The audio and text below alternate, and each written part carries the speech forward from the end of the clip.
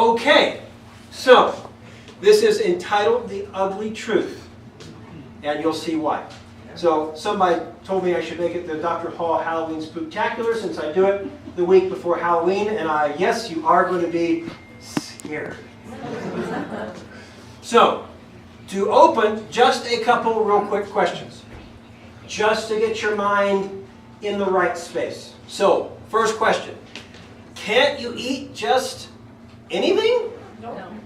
No, of course not. So why do we treat our cars and our pets better than we treat ourselves?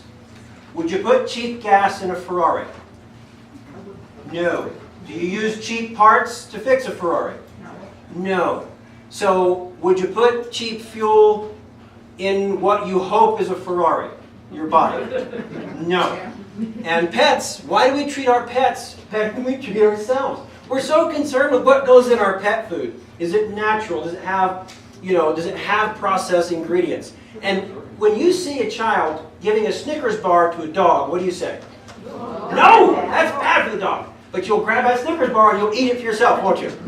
So if we wouldn't let a dog eat a Snickers bar, why would we necessarily eat one for ourselves? And I'm not saying you can never eat Snickers bars again. I'm just saying, get the mindset where some of these things we eat on a daily basis may not be so good for us. So, tonight's agenda, health trends over the last century. This is where I plan to scare the socks off. What are we putting in our bodies? Cardiovascular disease, the #1 cause of death in the U.S. And then toxins and bioaccumulation, medications that aren't so good for us, that we might think are. Okay, so health trends over the last century. These research articles have been assembled by the CDC and multiple national agencies. So these are the National Institute of Health, the CDC, and other people that actually look at this stuff. So this is where this research comes from. So we're looking at cancer. So colon cancer, more predominant in men. Now, most of these researches start in the early 1900s. You're going to notice the graph has to start somewhere. Now, we don't have correlative data for before this point because no one was keeping track. Because some of these cancers didn't actually appear until the 1950s. So colon cancer, on the rise.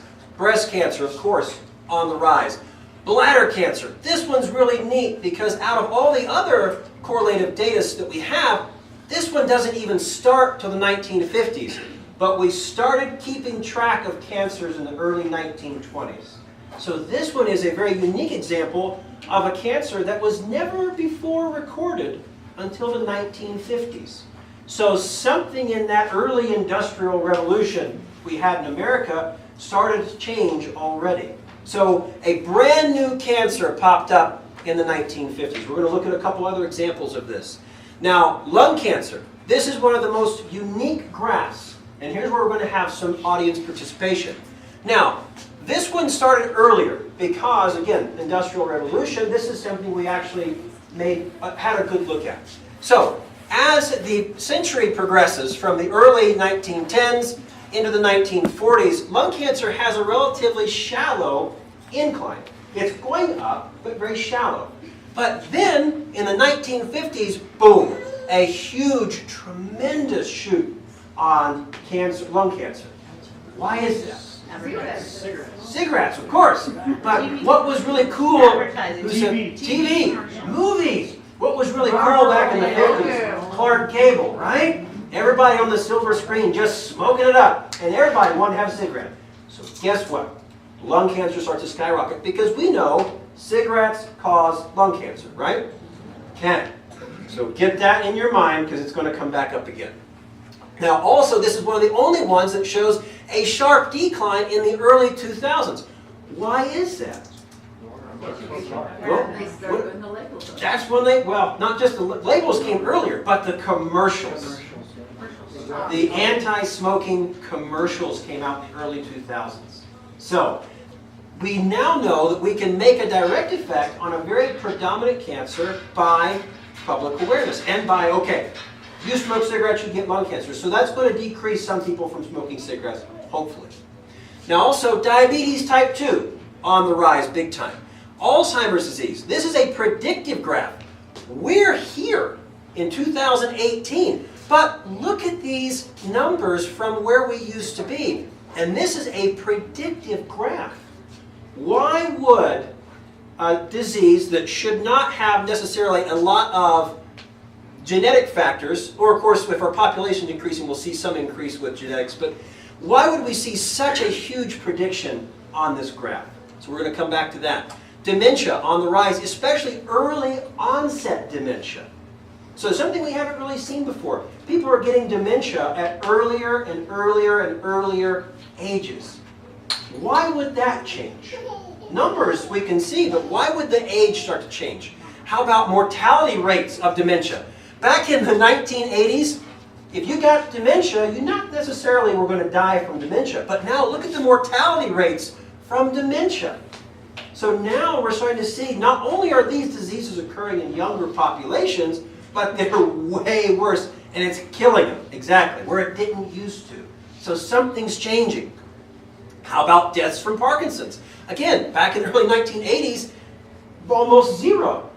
Now we're starting to see these neurological diseases advance at such a rate that the patients actually will die from that condition before natural causes. And these numbers, I mean, these are huge graphs.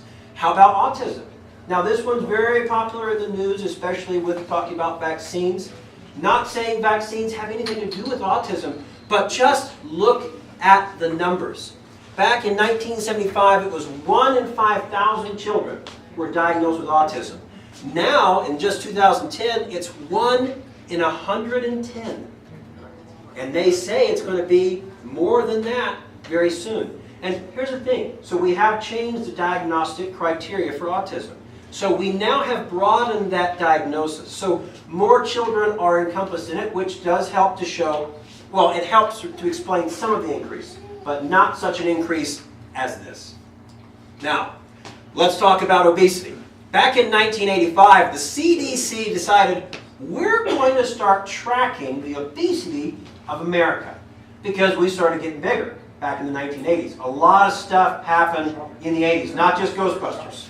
So, now, back in the 1980s, they had 2 colors on the map, only 2. They didn't even get to use this one. Now, this is the 1980s. And they had this red color, woo, for warning. But no one state was anywhere near it. And of course, there wasn't a lot of data yet. So 1990, they get to use another color. So, but still, nobody's in the red. Whew! Still dodging a bullet. And you know what? The CDC never thought they would get to that. They thought that would be some type of an absolute, oh, that'll never happen. So, 1997. So this is just 7 years. We start to see the red color being used. But look how light blue this map is, how pretty those colors are. And now look at all the dark blues. Now keep an eye on Colorado. We're number 1. So look, in 2000, this is just 3 years later. Only 3 years later, look how much red. We went from 3 red states to, I'm not even going to count how many that is, including Alaska. How dare they? But look at Colorado, the single holdout. Still down here, 10 to 14%. We were at 10, but now we're kind of climbing our way up. This is 2001, Colorado, the only light blue state, still 10 to 14%. Look how much red. But now, from 2000 to 2001, 1 year, they had to add a new color because we used up all the red. So now 25% or more of that state was obese. So, and I think that's the great state of, is that Alabama? How dare they? So, this is 2001. Don't worry, more to come. So, 2007, they had to add another color. And Alabama leads the way at greater than 30%. But Colorado, still the only blue state. Not talking politics here. So, 15 to 19%. We did increase out of the 10 to 14 into the 15 to 19%. But still the lone holdout of the entire country. Oh, darn. 2010, we lost it. So now Colorado joins the rest of the states, 20 to 24%. We still have our new color at 30% or greater. And guess what? 2013, we had to add another color. And guess who leads the way? Alabama, again, in my home state, West Virginia, 35 to 40% of the state is considered obese. This is terrible. From the 1980s. Question. It's actually Louisiana, not Alabama. Is that Louisiana? Okay. Okay. Mississippi. Okay. I'm terrible with social studies. Okay. So, disorders of all types are on the rise. Why? Why would this be happening at such an alarming rate since the 1980s? We're talking 30 years. So, let's zero in on the #1 killer in America. I think by examining the #1, I think we'll be able to tell ourselves a little bit more about this mystery. So, cardiovascular disease, #1 killer in America. So, this is an artery. These are red blood cells. What's that yellow stuff? Plaque. Plaque. What's plaque made of? Cholesterol. Fat, goo. So, okay, so fat, right? But cholesterol gets a really big tagline in this plaquing. So, everybody knows what this is, and this is what causes cardiovascular disease. Plaque builds up in the arteries. The arteries lose their elasticity. They also lose the lumen, or the space inside. So we get high blood pressure, peripheral issues, our artery system starts to collapse, our heart has to work too hard, our heart enlarges, and then we die. That's cardiovascular disease in a nutshell. So, a lot of other factors in it, but that's the short and sweet. So, cardiovascular disease mortality rates in the United States. So, this is the #1 killer in the United States. And America is the #1 country in the world. Now, if we know this is our #1 killer, and we devote all of our resources to it, should we be able to make a dent in those numbers? Yes, we should. But why is it at an all-time high? Every year, the amount of deaths from cardiovascular disease rises. But yet, we have more blood pressure medication than ever.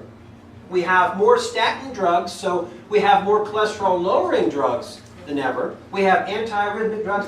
We have all kinds of treatments for cardiovascular disease. But why aren't the numbers dropping? Why does every single case, why in every ratio is it going up? So here again, so this is cardiovascular prevention drugs prescribed. We're prescribing more drugs by a factor of 10 than we ever have, but the numbers keep going up. That doesn't make any sense. So if we're treating the disease, but we're not fixing it, what are we doing?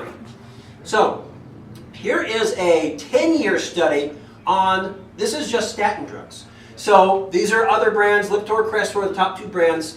So we've got a couple things here. So we're prescribing a ton of statin drugs. So cholesterol drugs are literally coming out of our noses, but we're not fixing the problem. So if cholesterol is the #1 cause of plaquing, and plaquing is the cause of cardiovascular disease, why aren't these numbers going down? So heart disease again, this is 97 to 2011, so everything is up. So what's the enemy here? Statin drugs are the most prescribed drugs of all time. Since the 1980s, we have gone up 500% in their prescriptions. So if these are the most prescribed drugs of all time and they're supposed to help cardiovascular disease, why are the numbers not dropping? So in fact, mortality is increasing and the average age of death hasn't changed.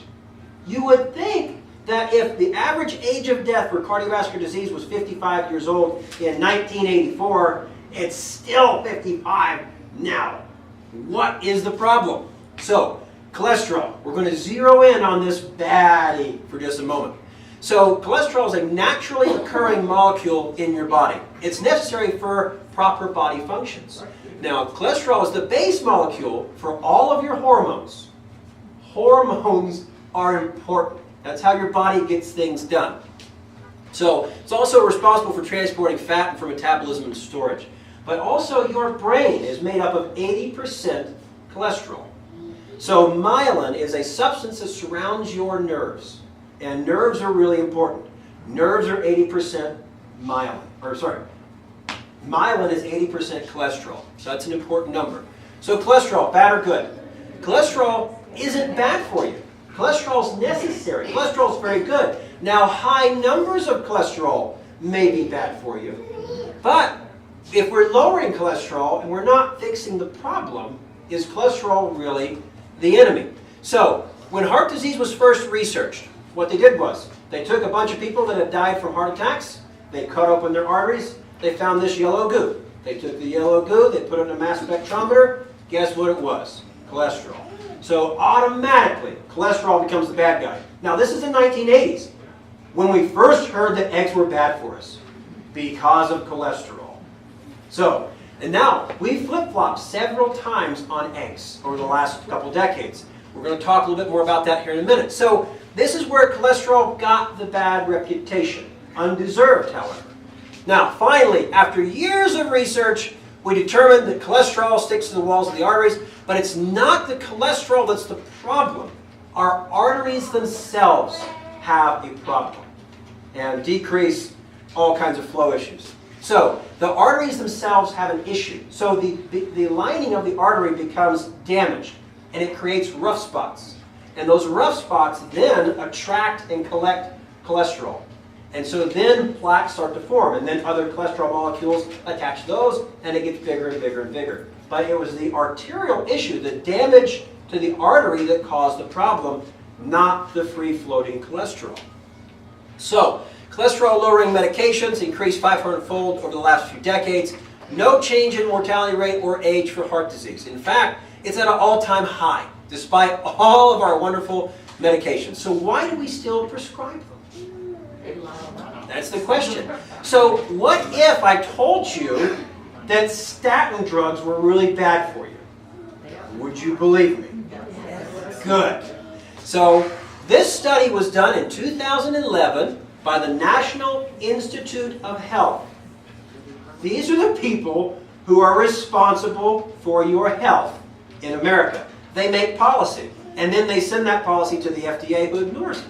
So, this study they did shows that organisms on a statin drug, so here's their direct findings. All you need is this one sentence. Our findings therefore suggest that inhibition of cholesterol synthesis is detrimental to neuronal tissue. Does anybody know what neuronal means? Brain and nerves. So this study says that statin drugs rot your brain. So let's talk again about dementia. Now wait a minute. Wait a minute. Back in the 1980s, we just talked about, that's when statin drugs came out, right? So, if all of our neurological conditions are going up starting in the 1980s, and statin drugs came out in the 1980s, I think we found ourselves the red herring. So we've got that. So hand in the cookie jar. So now, just so you know, in 2011, this number, so 106,000 Americans, this is from the CDC. In 2011, 106,000 Americans died every year from normal side effects from properly prescribed prescription drugs. This is the number the CDC expects to die from physicians prescribing regular drugs. This number is now 160,000 Americans every year. That's the number we expect from properly prescribed prescription drugs and their normal side effects. So we expect this. That's BS. So, how effective are our drugs? Well, let's dig into that just a little bit, will we? So, in June of 2010, a report in the Journal for General Internal Medicine studied a look at 1976 to 2006, and that was the most recent year available in this 2010 study. So what they found was that, in fact, of 62 million death certificates in the United States, almost 250,000 deaths were coded as having occurred in a hospital setting due to medication errors. Now, these aren't the properly prescribed ones. These are the errors. So that's a lot. Now, an estimated 450,000 preventable medication-related adverse events occur in the U.S. every year. This is from the CDC. The cost of these adverse drug reactions to our society, more than $136 billion annually, greater than the total cost of cardiovascular or diabetic care. Now, we're just talking drugs now. We're off of cardiovascular disease for a moment. So adverse drug reactions cause injuries or death in 1 in 5 hospital patients. Now, our healthcare system is good, but here's where we actually rank. The United States is 38th in overall healthcare rankings in the world, but yet we spend the most. We are number 1 in expenditure. So we spend a lot of money, but it's not really getting us anywhere. Now, here's where we rank again. So these are pretty much the top countries in the world for healthcare. The UK, believe it or not, is actually number 1.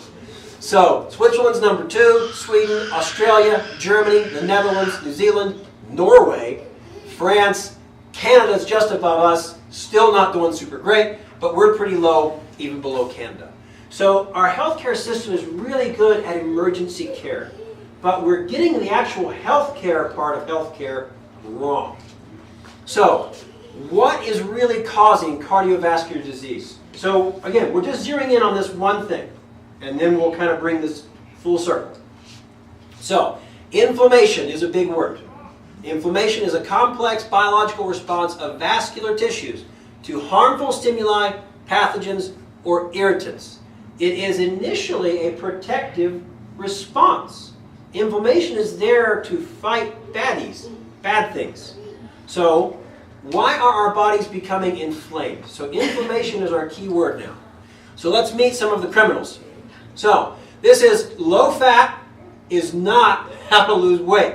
So, in the early 1970s, 1980s, low fat guidelines came out. America's getting fatter. You saw the graphs for yourself. So, we decided we'll just take fat out of food. Problem solved, right? No. So, when you take fat out of food, you have to replace it with something artificial so it still tastes good and it stays together. So when the low-fat guidelines came out, obesity actually skyrocketed. So then we started getting fatter at an alarming rate. And then the CDC came out with new colors for the maps. So now, this is 2005, 2006. That's a marked increase from the 1980s. A lot of this stuff started in the 1980s because we thought we were so smart that we could fix the problem with science. But we ended up messing it up. So, but also we needed to feed more people. We have to grow food faster, quicker, bigger, right? Apples need to be brighter. Carrots need to be oranger. So we started using a lot of pharmaceuticals. We use chemicals now. So this is a grade 3 chemical mask, and he is spraying your vegetables. If it's not safe to breathe, do you think it's safe to ingest? Now so yeah, they wash the plants, but this stuff is taken up through the roots. It's in the plant. You can't just wash it off. And they put it in the seed now. Yeah. The DMT is in the seed. Yeah. We put it in the plant before it's there. So this is pesticide use since 1995.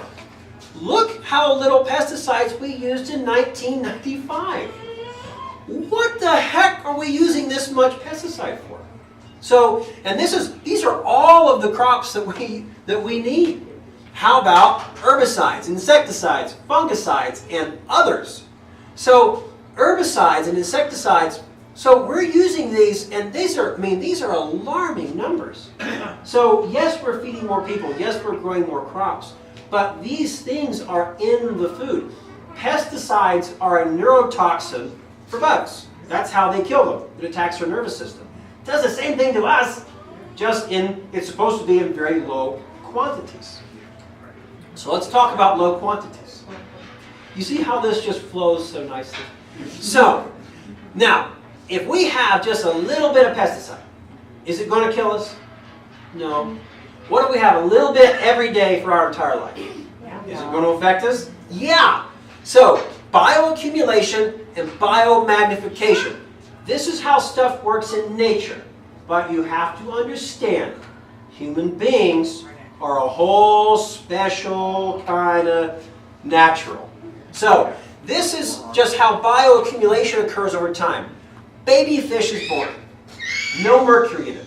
He swims around the ocean, he eats plankton, he eats other things, and little bits of mercury, tiny little bits, start to accumulate in that little fish's body. As the fish gets older, the mercury levels rise because our bodies can't get rid of mercury. Neither can fish. Nobody can. So mercury stays there, and it just starts to accumulate. Now, we eat the fish, right? So biomagnification is different than bioaccumulation. It's similar. So, little shrimp that have a little bit of bad stuff in them. Fish eat the shrimp. The fish have a little bit of bad stuff in them. Seal eats the fish. Seal eats a lot of fish. So he gets more bad stuff in him.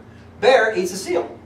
Bear eats a lot of seals. He gets a lot of bad stuff in him. Human beings are the only creatures that have both of these happening simultaneously. Because we eat the animals. We eat everything. Right? We eat everything. So both of these are happening in us. So the problem starts with these molecules we can't get rid of. Mercury for one. So as we accumulate mercury throughout our lives, mercury is a neurotoxin. And your body can't get rid of it. So if we eat a lot of junk that has mercury in it, guess what? It starts to accumulate. So these two processes are what is at play when we talk about pesticides, herbicides, fungicides. Because your body can't get rid of this stuff. So it just builds up. So, we're going to talk about another couple bad guys. MSG, one of the worst molecules ever created. MSG is touted as a flavor enhancer. Yeah, so everybody heard about MSG in Chinese restaurants. They sprinkle it on there like salt because it makes the food last longer, right? So they don't want, that way they can serve yesterday's tray today.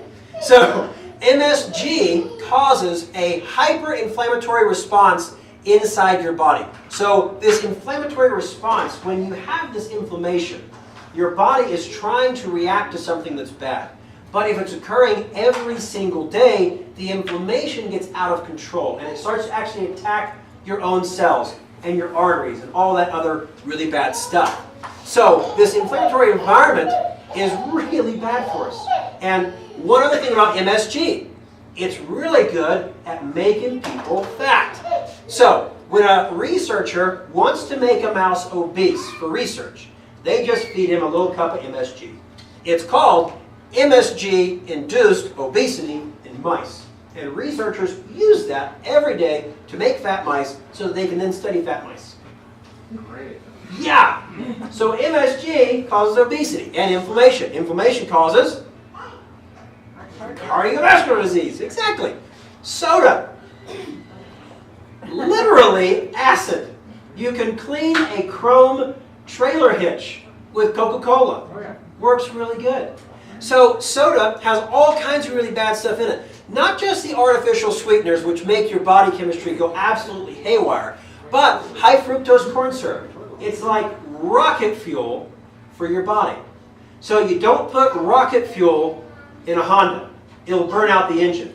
High fructose corn syrup does the exact same thing. Because when you have such a concentrated form of energy, this high fructose corn syrup creates a hyperglycemic response, which then eventually leads to a hyperinflammatory response, which inflammation again causes cardiovascular disease. So high fructose corn syrup is one of these really terrible things that we've done to save money, save time, make things taste sweeter, and just make money.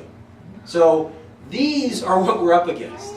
So now, soda, diabetes. So remember, diabetes is also on the rise.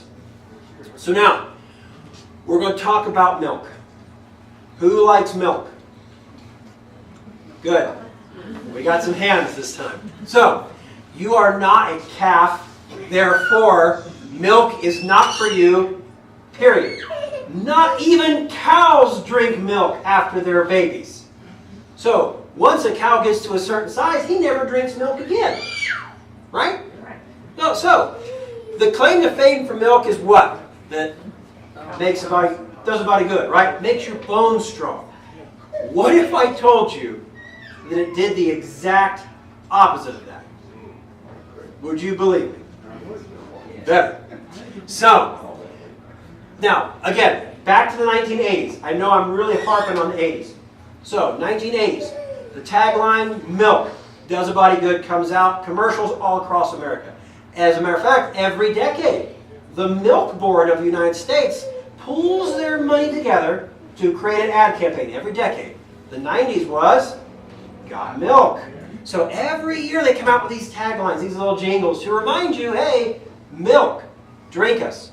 So, and this is a part of a marketing campaign. But their claim to fame is milk is good for your bones. So not only is osteoporosis and the occurrence of hip fractures not dropped since the 1980s, but it's on the rise. And so it has been since the 1980s for the first push for milk when it does a body good.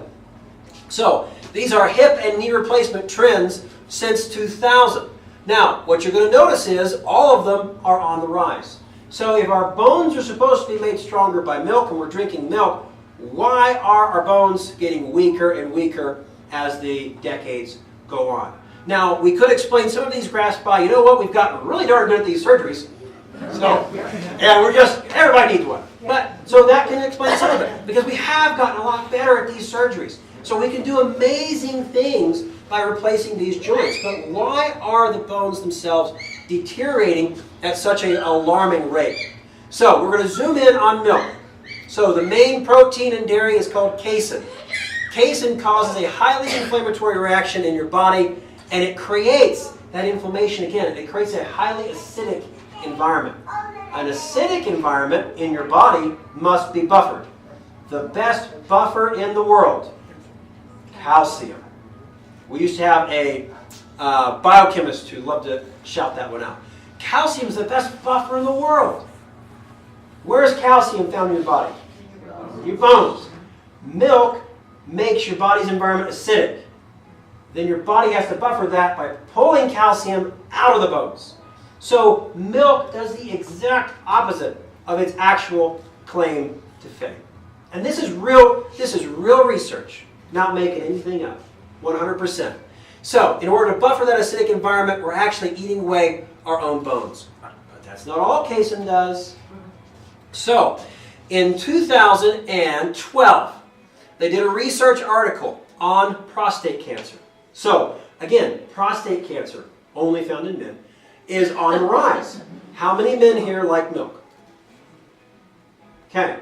So what if I told you that this research article in 2012 stated that the correlation between milk and prostate cancer is as strong as cigarettes to lung cancer? And guess what?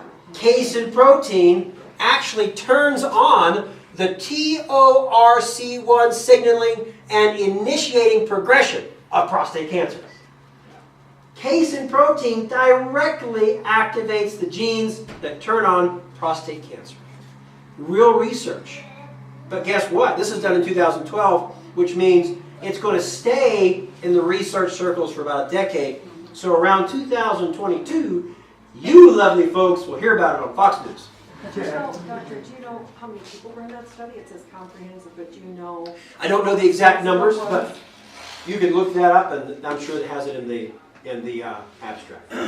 Yeah. So, but again, now study. These are just one study, So now the China study, they did specific research on casein protein. The China study was the largest study ever to be conducted in the world on cancer. So cancer rates in China, which I know is not America, but what they did was they correlated certain cancers into clusters in a certain region in China. And then they started to narrow down why those regions had certain types of cancer. What they really found was diet has a lot to do with this stuff. Casein protein in particular was zeroed in. So the China study concluded that when we give mice casein, and we also give them a little aflatoxin that causes liver cancer, when you do that together, mice develop liver cancer. But if you take the casein away, the liver cancer went away. Same mice, they gave the casein back. The cancer came back. They took the casein away. The cancer went away again. They did this over and over and over on the same mice. And the cancer would come back and then regress. All based on the amount of casein they gave the mice. Casein protein, which makes up the majority of milk, is one of the #1 killers out there. And casein protein has now been linked to over a dozen types of cancer. You keep saying milk. Yeah. Is this specific to milk or is Yes. this all dairy products? Well, casein is contained in all dairy products, but milk has the highest concentration of it. So milk is very bad. All dairy is bad, but milk is the #1. #1. And guess what? Low-fat milk has even more casein because they take the fat out of it. So guess what's left? The proteins. So casein. Low-fat milk has the highest level of casein of any milk. So, still got milk? That's my little tagline. So, what about other cancers? So, free radicals. Free radicals damage DNA. Free radicals are created by inflammation. Inflammation is one of the #1 reasons we have all these wonderful diseases. But free radicals damage the DNA inside your cells. Then, once the DNA is damaged, the cell recreation process, or when it actually splits and multiplies itself, it has that damaged DNA. And a group of dysfunctional cells with damaged DNA is called, guess what? A neoplasm, which is cancer. Exactly. So a group of damaged or dysfunctional cells is called cancer. So, one common link to everything we've talked about this evening is diet. So processed foods, highly inflammatory things. All of this stuff is leading us down this road where every disease, every major disease known to mankind is at exponential levels. But yet, our healthcare is supposed to be the best it's ever been. So why do we still not see this problem? So the human diet is becoming more and more artificial, processed, and inflammatory. So what do we need to do? So now I've scared the pants off of you. How do we fix this? So, what do we do now? Don't worry, all of this is in your handout. So cut out dairy immediately. Switch to almond milk or cashew milk. There's no dairy in that, and guess what? It's actually good for you. Now, I would say soy milk, but now soy is getting a bad rap too for the estrogen thing. So, you know what? Almond milk, cashew milk, they haven't found anything wrong with that yet, so let's stick with that. I'm not saying they won't buy tomorrow. So limit your exposure to refined and processed foods. If it comes in a box, it is not good for you. If it's got a commercial. Period, the end. If it's got a commercial, it's not good for you. If the ingredients list has more than 2 things, it's probably not good for you. If the first ingredient in something is water, it's probably not good for you. So, to fight free radicals and inflammation, we need things like ginger root, raw cacao beans, tea, coffee beans, vanilla beans, citrus fruits, blueberries, babao fruit. I still have never seen one of these, but it has one of the highest antioxidant contents of any fruit in the world. Now, toxins, heavy metals, chemicals, these are fought through chelating agents. Certain things like beets, flax seeds, chia seeds, parsley, cilantro. Parsley and cilantro can directly bind to free-floating mercury and pull it out of the system. So, cool. So we're going to zero in on a couple really cool things. So, lots of research has been done in this last decade on things that can actually do something about inflammation and free radicals. Turmeric is one of the most amazing things we've found. Now, there's a lot of research out there on turmeric. A lot of the studies are inconclusive, but here's some of the really good ones. So, turmeric has been shown to be a tremendous anti-inflammatory and also antioxidant. So, turmeric can have an effect on cholesterol. So, one study reported a drop on average, total cholesterol was reduced by 32%, bad LDL by 42%, and triglycerides by 39%. Just by taking turmeric. It's a root. It grows in the ground. It's free if you grow it yourself. So, studies have also shown a direct impact on kidney disease, heart disease, and diabetes just by taking turmeric. Minimum effective dose, 3,000 milligrams a day. Now, somebody out there is going to say, but what about the active ingredient, curcumin? Well, a most recent study says that curcumin by itself has good side effects, but the overall root has been shown to have way more health benefits than just the active ingredient. So the most recent studies say, take the whole root. 3,000 milligrams a day. 1,000 milligram morning, noon, and evening. Guess what? You're on your way. And cut out processed foods. How about ginger? Everybody likes ginger, right?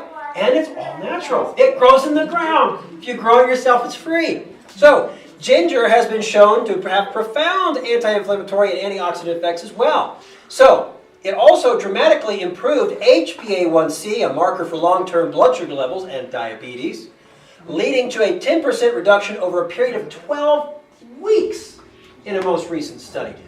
12 weeks of taking ginger, and it brought these people's blood sugar, HbA1c now, mind you, down 10%. So, ginger's been used to treat nausea associated with morning sickness, chemotherapy, and was described by one research article as miraculous in chemotherapy patients for nausea. But it's also an antioxidant, fights cancer and inflammation. In a 45-day study of 85 individuals with high cholesterol, 3 grams of ginger powder caused significant reduction in most cholesterol markers. 3 grams is 3,000 milligrams. Guess what? You're going to see a trend here. So, also, the anti-cancer properties for ginger are attributed to 6-gingerol, a substance that is found in large amounts of raw ginger. So, this has anti-cancer properties. They're actually starting to study this to help us fight cancer. They're giving this to cancer patients, medical doctors even. Guess what the minimum effective dose is? 3,000 milligrams a day. 1,000 in the morning, 1,000 at noon, 1,000 in the evening. Flax seeds. Who likes flax seeds? Yeah. So, a landmark study in 2013 showed that milligram for milligram, ground flax seeds work better than the leading hypertensive medications on the market with 0 side effects. This is just a quarter cup of ground flax seeds a day. Works better than the leading hypertensive medications on the market today. Combined with oatmeal, flax seeds and oatmeal can together lower cholesterol and blood pressure. So it's also a great team for breakfast. Yeah. So guess what? We can start fighting a lot of this stuff just by changing our diet. These are 3 things you can do today. Get turmeric, ginger, and flax seeds. Start having oatmeal and flax seeds in the morning. It'll help fight cardiovascular disease and cancer. So, the ginger and turmeric are probably the 2 biggest things I can advise everybody in this room to start doing now. By decreasing your inflammation, not using medications, not only are you going to start to have better quality of life, but your body can actually start to fight off some of these damaging effects in our arteries and our organs. So those are 3 things you can do now. Guess what else we can do? Exercise. So get healthy, get happy. So, studies have shown that daily exercise not only increases your energy, but also your mood through the release of endorphins. So, exercising makes you happy. 15 minutes of cardio a day is enough to sufficiently increase your metabolism by as much as 25% over time. Now, this is cardio, 15 minutes a day. So, this is like running and doing like active things, not just walking, but 15 minutes of cardio. So, over time, it can increase your metabolism, which once you increase your metabolism, your body just burns fat naturally and you stay nice and healthy and thin.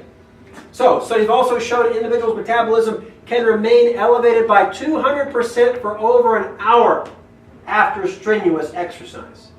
You know what that means? You do your 15 minutes of cardio and then for the next hour, you're still burning calories.